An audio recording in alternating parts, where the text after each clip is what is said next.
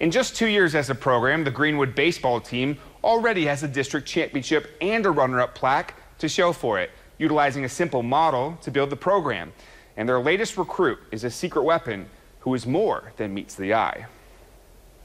The Greenwood Blue Jays are no strangers to finding baseball talent wherever they can. You probably know Nick Burry, Tommy Pinniger. I mean, it was just going through the halls like, hey, you guys play, you guys can golf, play baseball, I mean, do what you want all at the same time. We have kids that have never played before, and now they're playing and starting for me on varsity. I'm just trying to find athletes. So when new head coach Chris Meza recognized a former catcher in the halls who had come over from Springfield Catholic just like him, he was ready to make his pitch.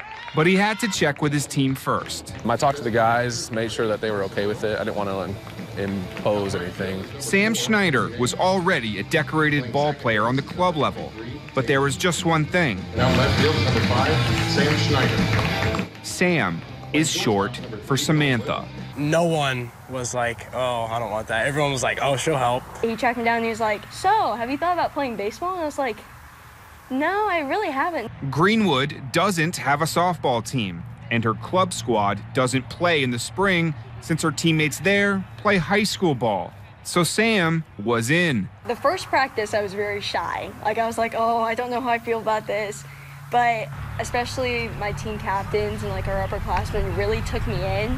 And they were like, hey, you got this. Like, I'm so excited you're here. Allowing Sam to thrive as the team's starting left fielder and vocal leader. Oh, she's the loudest one on our team. She's the bullnose of our team.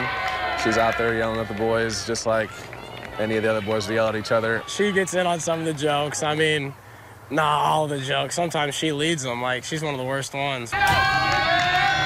It's also funny when the other team finally sees who Sam is.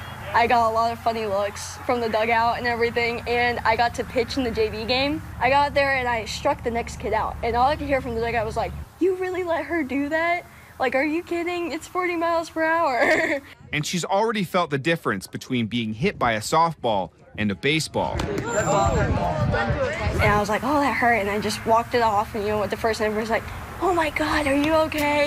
Like, that had to hurt, and I was like, okay. It also doesn't hurt that she's on a team that's welcomed her with open arms. I've seen them grow up, become better men. She just clicked with all of us like that. Because, I mean, we've all been friends, and I mean, she's like one of my best friends now. And the best decision for a championship program who wanted Sam for the athlete and person she is.